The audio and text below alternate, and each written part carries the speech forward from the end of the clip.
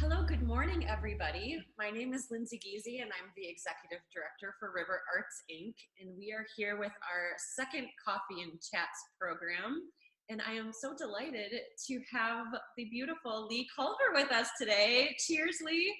Cheers. Thank you. It's just such an honor and a pleasure to be with you today. Well, I am excited. I have some big questions for you, so I hope you're ready. Well, I'm going to try to give you big answers. Oh, good.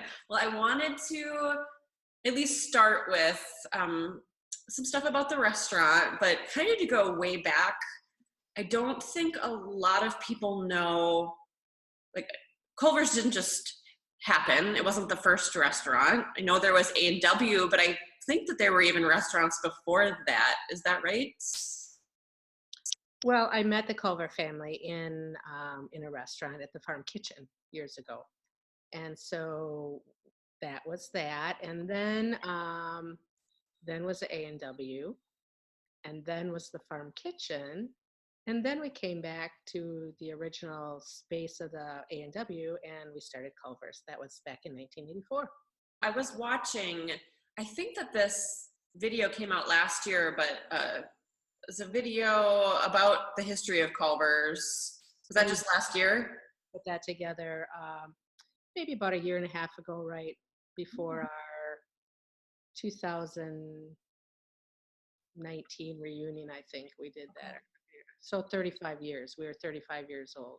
Okay. I just watched that before this interview to see if it prompted some questions. I was kind of teary-eyed about it. Like, it's such a sweet story, and that just everybody who's been involved and the personal touches and the hospitality. And well, there's good times and sad times, involved with any person's life, and the same is true with any business.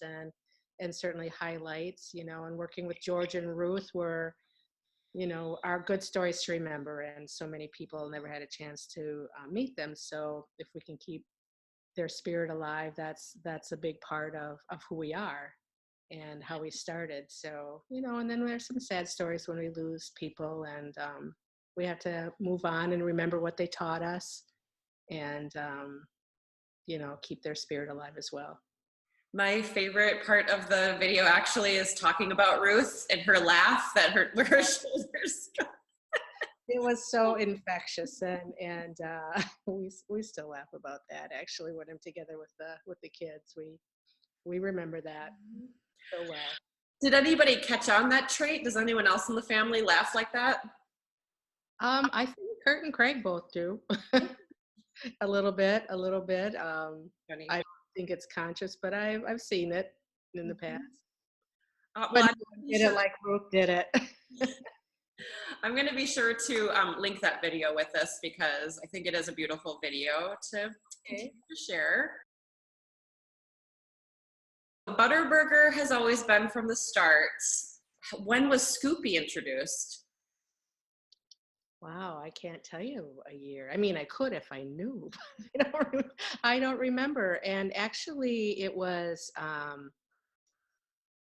I'm going to give credit to Marietta for that and Tools of Marketing, because it was a year when all these little stuffed toys, the Beanie Babies, were coming out. So that had to be about, I don't know, 80s. I don't even remember. The second character was Fudge, because we thought Scoopy needed a little playmate. Oh, I don't even think I know Fudge. Oh, you don't? Is that what you named your dog, Fudge? Yeah, we had a dog named Fudge. Ooh. And so at that time, one of our marketing people from a marketing firm loved Fudge, and he drew up a picture, and that's when we don't have a big mascot costume, but we have the little stuffed animal called Fudge. Oh. And that's named after our family dog, a chocolate lab. Oh, what else would you name a chocolate lab? Perfect. Yeah. So whenever we'd have franchisees over or team members over for dinner, we did that quite often. Fudge was always a part of it and always in the middle of it, and everyone got to know Fudge. Well, I know your daughter, so I knew Fudge. Yes. Coming to the house. And he was an original because Fudge actually only had 3 legs. Yes. He He's lost a very leg original.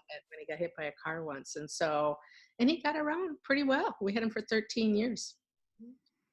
Have you ever been the Scoopy? Like the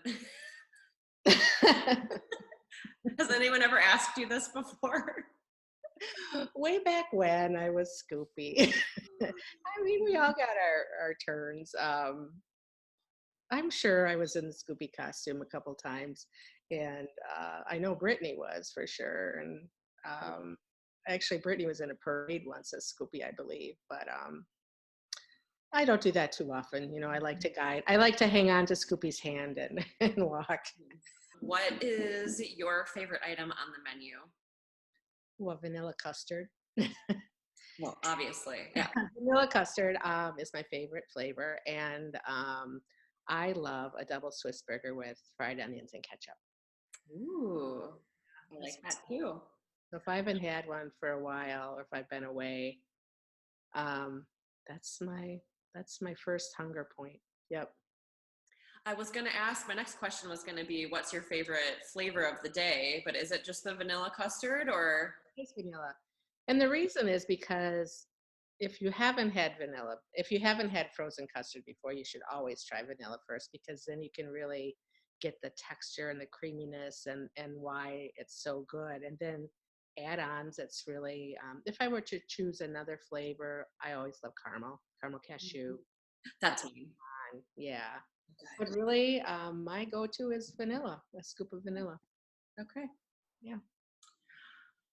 Oh, I don't want to condone this behavior, but Okay.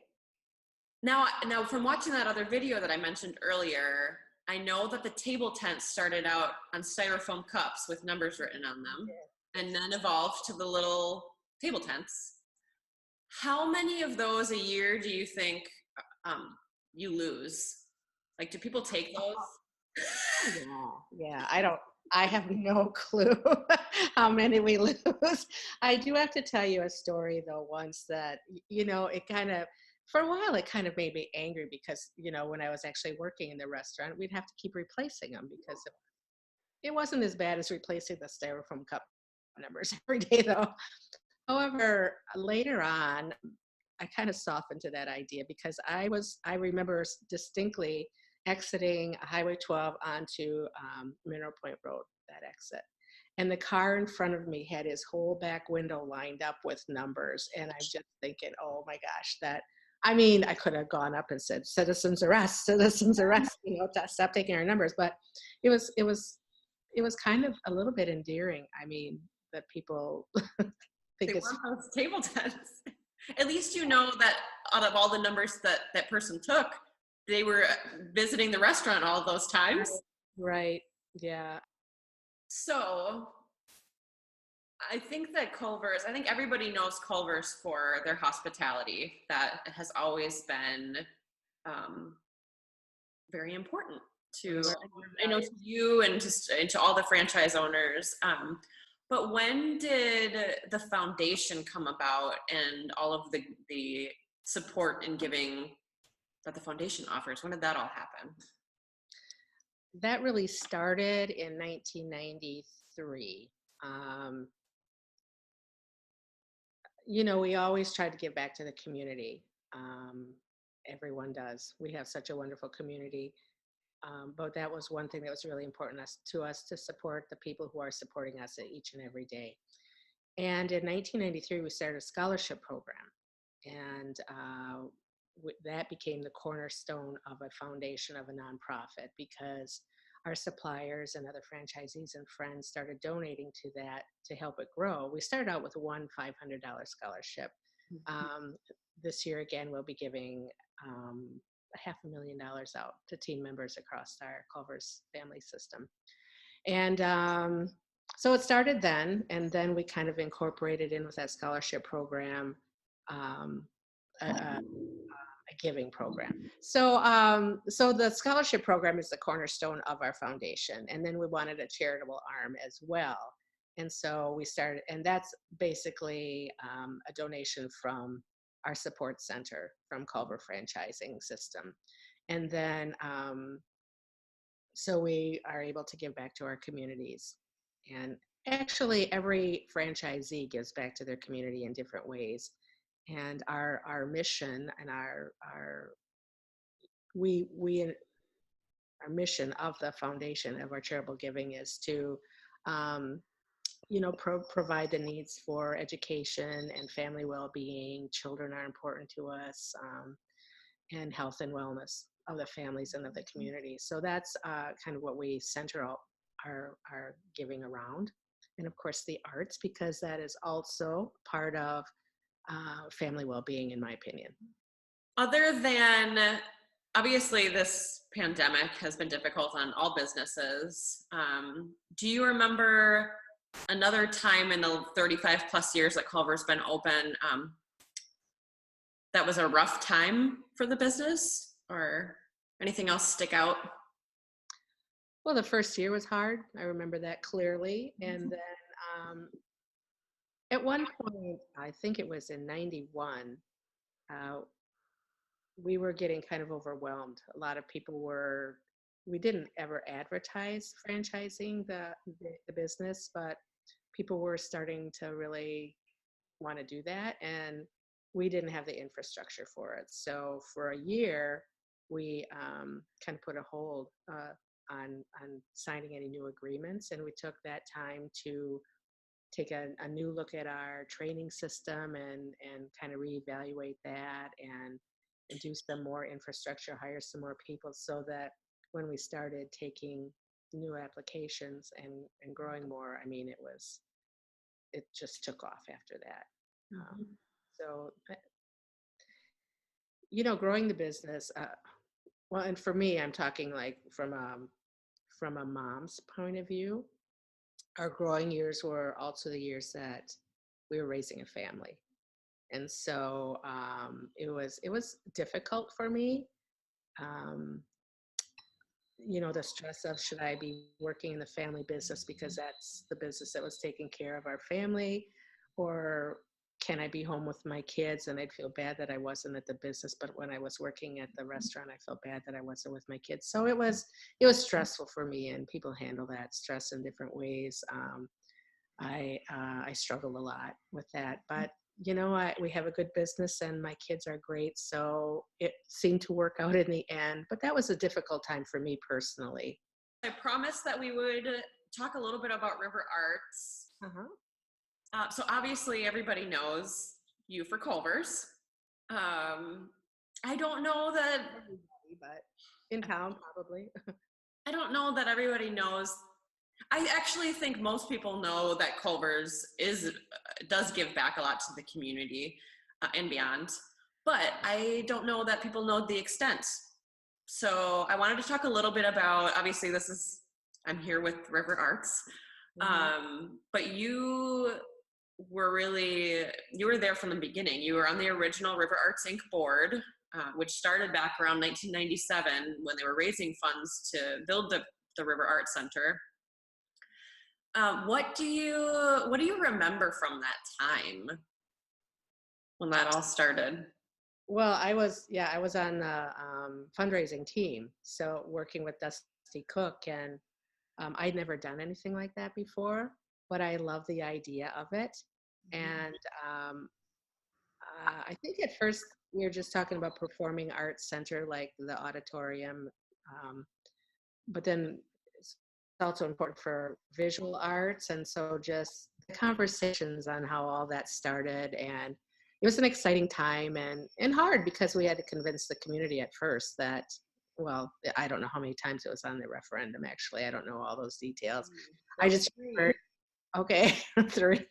I just remember that it was an exciting time, a time that I really um, got to know some of the people better in the community, and my first experience in working with nonprofits, really. And that was a great opportunity. It's kind of where my heart is now, and my passion is trying to do things for nonprofits, tell their story. Back in, I think it was 2015, you bought the building that where I'm sitting right now, our downtown space. It was up for sale. You bought it at that time so that we could stay here. And maybe at that time, probably didn't even know what the future would hold. But just shortly, a few years later, we had a campaign to own our building and to add this studio space where we have lots of workshops now. Um, and you ended up donating this building.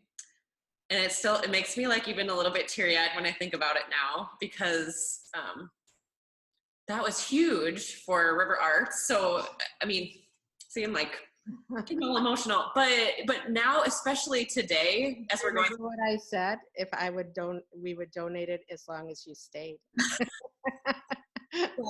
Done.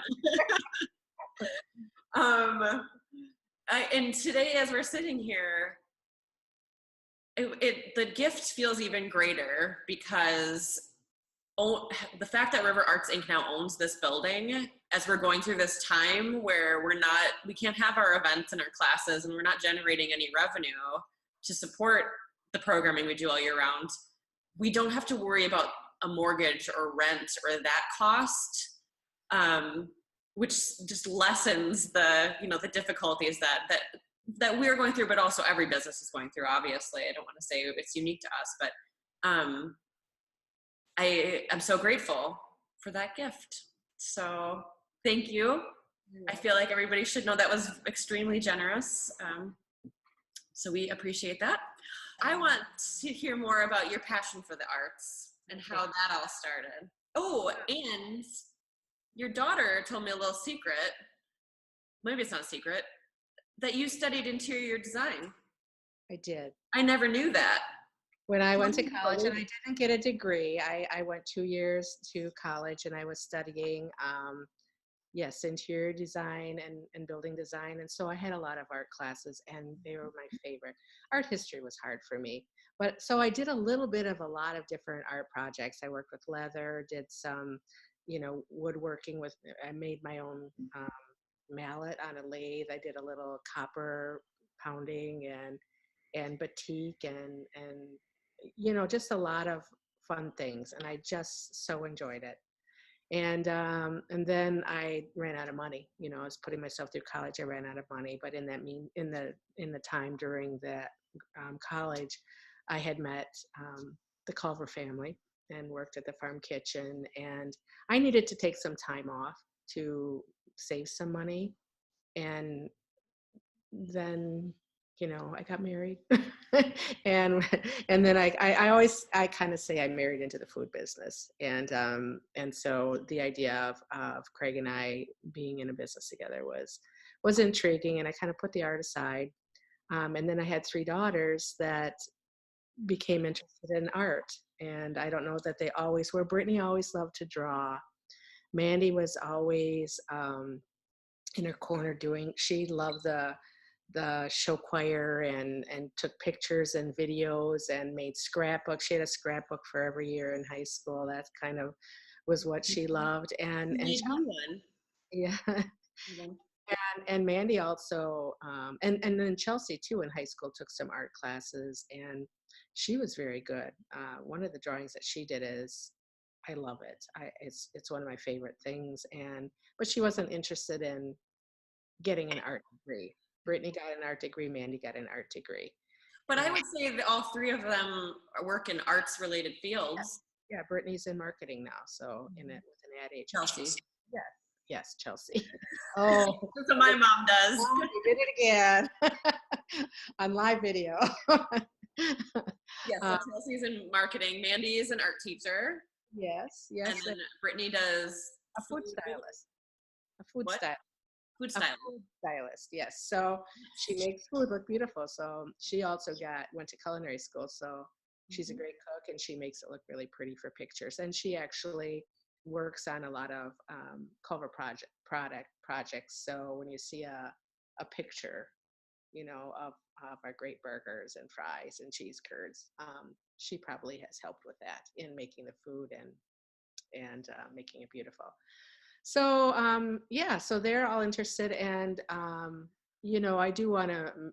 It wasn't just my passion that helped buy building and donate it. Craig was very supportive of Yes, me you and absolutely. during that as well. So, Mhm. um, um, yeah, so it was just, it was a gift to be able to give back to the community. Again, I love the arts, and I think we can do a lot more in our community in regards to the arts. I do believe that it is a way of seeing things in the world a little differently. And I, I'm going to bring up this situation that we're in again today because I have been so impressed with all the visual arts and performing arts that are taking place virtually, people coming together on internet and on Zoom or whatever, and putting that out into the world. And a lot of occupations you can't do that. People are just at home and waiting. The arts are something that you can still share, and it's really the thing that's uplifting spirits and keeping, um, I think, families together in many situations. So um, that's how important I think the arts are. I do want, if you don't mind, mention the importance of um, seeing things in a different light. And the person who taught me that, and the biggest influence on my daughter Mandy becoming an art teacher, was Deb Carlson, who was also very supportive in getting the gallery started. And she taught me to look at spaces instead of just objects, and to look at the light and how it changed during the day and how things looked. And so many times I look outside, especially now, and try to see things in a different way, and I think that's the same for students. I always hope there's art programs in South Prairie and other schools, because kids who or young adults who struggle with learning, sometimes if you show them a different way of looking at things, it helps. So Yeah. I could go on and Yes. on about that, but that's how I feel. Tell me about your painting. So you're a painter. I'm trying to be painter. I've always wanted to paint, and I painted a little bit with Deb, and but um, my the mentor in my life these days is Lon Michaels, and it's a painting right behind me that he painted, and he's been a big encouragement for me. Tells me that I have natural talent. He may tell everybody that, I don't know, but it works. Yeah, I do. I haven't been painting enough lately. I started another little project, but yeah, I've enjoyed a class or two through the River Arts, and studio, a drawing class, which now I'm trying to draw a little more often and get back to the basics. Yeah, so I like to think that Mandy and I'll have a side by side show by the time I'm 70, which gives me a few years yet. She could have her own. She's an excellent painter as well, and Brittany loves to paint too. So We're uh, gonna make it happen. yeah, someday we will. So it's a Maybe dream. we just need to put a date to it, and that'll get you painting even more right now. Well, I'm a big dreamer, as you know, and it could happen. We'll see. We'll see. Well, that brings up, besides River Arts Inc., I know that you are a big part of a few other nonprofits, and I didn't know if you wanted to briefly talk about some of those other projects, like Big Dreamers. I like big dreamers. You're right. There are some nonprofits that I've become emotionally involved with. Geo's Garden, which is a therapeutic respite center for children with disabilities. That was one of the first ones in Madison. Well, Red Cross was the first one I got involved with in Madison, but Geo's is kind of stuck. Again, it's with it. It's taking care of children and their families, because it's not just for the children. It's really to give a break to parents who are on duty 24/7. So that's important to me. And the Restoring Hope Transplant House is important to me. They take care of patients and families who have had a transplant surgery in Madison at the hospitals. Um, Food banks, Goodman Community Center, in town here, of course, the food banks, and well, everything in town I would like to support too. But I'm still learning about things. But Big Dreamers United is a nonprofit that I started with a friend because I noticed that a lot of organizations that are small and they're started by people with a passion to make something better in the world. But because they started with a passion and work hard to raise money, they don't have funds for marketing. Mhm. So at Big Dreamers, my partner had his own production company for 30 plus years. And so he knows how to tell a story and do videos and take pictures. And the things that he always enjoyed most was doing work for nonprofits because they need help telling their stories. So my last few things, we talked a little bit about your daughters, but what can you tell me about your grandkids that I know are the light of your life? And you have 4 little grandkids now. 4. Yep. Harrison is almost 8. He'll be 8 in June. Fitzy just turned 5. Mabel is 3 going on 13. Actually, she'll be 4 in a couple months. And then little Crosby, was just born at the end of January. I so miss hugging them right now. I just can't wait to see them. But I video chat with them. They're amazing. Harrison has painted with me sometimes. Aw. And And Fitzy, Harrison's in the commercials. oh, he was in one commercial. Yeah. Yes. He Does loves he think he's a celebrity now? Or is it not a big deal? He just likes chicken tenders, but now he eats double burgers. So that has evolved. Yeah, and Mabel, of course, having a mom who's an art teacher, is very visual. She's got the little show choir gene in her as well. This morning, I just got the sweetest video from her about how she loves Mimi and I'm in her heart. And she was singing and doing little dancing moves and stuff. So that melted my heart. And Crosby's getting too big for me. I mean, he's getting so big and I need to hug him again. But I love watching all of them grow. I mean, they're so fun, so smart. And Um, then you have a sort of new addition to your family, little Hannah. yes, yes. I've had her for just over a year now. And so everybody knows Hannah is a dog. Yeah, yeah. Hannah's my little Havanese. She's 8 pounds and 2 ounces, and she's about a year and a half old. And yeah, she's resting quietly now.